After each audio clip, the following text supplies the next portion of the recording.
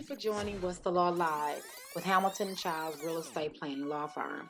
With more than 25 years of experience in real estate, foreclosure prevention, probate law, and estate planning, such as wills, trusts, and transfer deeds, we decided that in 2023 we will take action to help families build legacies greater than the next 3 generations. We understand that one day we will become the ancestor, so we are taking the necessary actions to help families. Here, we share legal tools to share your heirlooms and regain ownership of our land. We will discuss wins, losses, learn how to hold on to our land, buy more land, pay taxes, and promote life insurance. Someone is saying, I wish I would have known that sooner. But if you can hear my voice, the time is now. If you are ready to ensure your legacy, your child's legacy, and future generations, like, share, follow, comment, and don't be afraid to schedule a consultation with your favorite real estate and estate planning attorneys. All links are in our bio. Hey, who you gonna trust? I'm fine. How's everyone?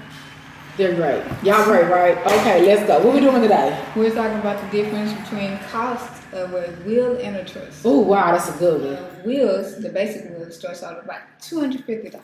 Okay. Right. A will package, which is what everybody really needs, which encompasses power of attorneys, the medical power of attorney, durable power of attorney, declarations of guardianship for yourself and for your minor children or adult incapacitated children. Major. That can be upwards of $2,500 Okay. plus. Once you pass away, your heirs have to go and probate this will, and the judge determines whether or not the will is valid. Gotcha. So I want to make sure I got this straight. I pay for a will. I get a will because I'm trying to save some costs, and I pay about somewhere between $250 and, like you said, $2,500. I pass away. Now my heir is responsible for probating that will, which means that they have to hire an attorney, go before a judge, and the judge then determines if the will that I invested in is actually a valid will. And that probate is going to cost me around how much? $3,500. Gotcha. So hire the attorney and go to court. $3,500, assuming that there's no additional issues that pop up. Yeah. Ooh. Like assuming the will is valid, that nobody steps in and be like, well, this person owes me money. Gotcha. So that's a basic probate, no issues, $3,500 to probate a will. So in all actuality, a will is really going to cost me I'm talking about on a great note. The will is going to cost me about $6,000. Yes. Okay. Now let's talk about a trust. So the trust pretty much does the same thing, but you don't have to go through probate. Okay. Right. It distributes the assets. It actually occurs when you're alive, because we were talking about a living trust. Okay. So it occurs while you're alive. It distributes your assets to the people you want to go to, and you already set everything up already. There's no probate. Everything is private. Everything is private. Gotcha. Everything is private, and it typically starts you about $5,000, and then it goes up depending on your assets and what all you want. Absolutely. And it secures your finances. Secures your finances. Your assets, rather. And so you said that a trust is going to run me about $5,000. That's going to be a basic trust, and about an average trust is going to cost me about how much? $7,500, or assuming that you don't have an extremely large estate. Gotcha. Now, is the trust revocable after my death? After your death, it's not revocable. But while you're living, it is revocable. Is it private or public? It's private, Okay. and wills are public. Wow. So, a will, which I'm under the impression that I'm not going to pay a lot of money for, but I really am. I'm really paying about, not me, but my family. To leave them in a mess with the will. It's probably going to cost about $6,000, and that's if it's a great, well put together, nicely structured will, and go to probate. So we're looking at about $6,000. But a trust, we're at about $5,000 on the low side, $500 if we're on the average side. Someone who has a nice amount of assets and they want to structure it out for a long period of time. I know I've heard you say it once before that a will tells you who. A will tells you who and what. Gotcha. And a trust gives me what type of instruction? It tells you who, what, when, where, and how. I like that. Okay, y'all. We all heard it here today from Attorney Kate. And hey, just get on board. See y'all in a minute. Erica Childs here again. And welcome to our segment of, well, that's a damn shame. Okay, let's talk about probate. Let's say you're a young person. You're 28 years old. You have your career going. You are about to take off and your enterprise is booming, right? And then bam, something happens. Who would you choose to be the one running your financial affairs? Who would you choose to be the one who's overseeing your children's financial affairs? Who do you want to oversee your health care? And now I'm not talking to 30-year-olds. I'm not talking to 40-year-olds or 50-year-olds. I'm talking about 20-year-olds. Let's talk about Takeoff. As you're aware, Takeoff lost his life. Takeoff, as you are aware, was a megastar. Now that he is deceased, there is a dispute amongst family members as to who will be in control of his estate. Now, if you know anything about Takeoff, he was wildly successful. But there's one difference between me at that age and Takeoff. Takeoff is worth a substantial amount of money. Now, as far as we know, there has not been a will produced that shows that Takeoff, executed a will. So guess what's happened now?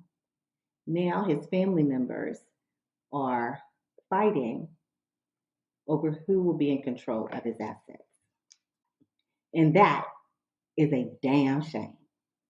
Terrence, this is where I am today. Now, we've been comparing and contrasting wills and trusts, okay? And we're actually trying to expose our community to the value of a trust, right? Mm-hmm. To the value. Because when people hear trust, they think trust fund, they think millions of dollars, but they're not that expensive. And you know what? Let me give you this backstory because I want to bring you up. I feel like there's a misconception. You might not agree with me. They don't agree with me, but I feel like there's a misconception. The misconception is that we are 400 years behind. I don't feel like we're 400 years behind. I feel like we are where we are because a lot of us, I feel like we started behind, but there's been enough time to catch up because the same information and education that is afforded to everybody else is afforded to us. We know that people come here from other countries and pass us up, bring their families over, build entire communities. And we are still talking about being 400 years behind. And I believe that it is not the information, not the education. But I was talking to one of the lead attorneys in my office today, and I said, it's the interpretation. My first question is, do you think we are behind? And why do you think we're there? No, because I agree with you that the accessibility to information is the same, but the investment in creating barriers is not the same. And Black folks, there are a lot of barriers that are created to prevent us from creating that generational wealth and that mobility in the generation that I know of to actually be getting a will, Yes. But the thing is, when you get to one level, you spend all your money trying to get to this one level, and then it's like, oh no, it's another level. See, I thought a will was the end all be all, and then I found out about trust, and it's like, oh, now I got to figure out how to get in a space to position to get a trust. So information wise, it's everybody can get it, but it's just like with anything else related to Black people, education, voting rights, there are barriers that are put in place to prevent us from keeping our property. Because at the end of the day, I don't think that these builders, they use Black people to hold property until they decide to gentrify the community. That's how I look at it. They don't want us to have our own communities ever.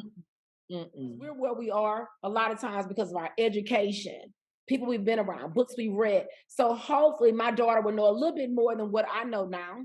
And by the time she's my age, then the next plan will be even greater. And the next plan will be even greater. You want to ensure that your heirs do exactly what you want them to do. You have to put all of it in writing. And this is why there's no cookie cutter trust. It's very detailed. It's designed, it's created the way you want it to be, based on what you see in your vision.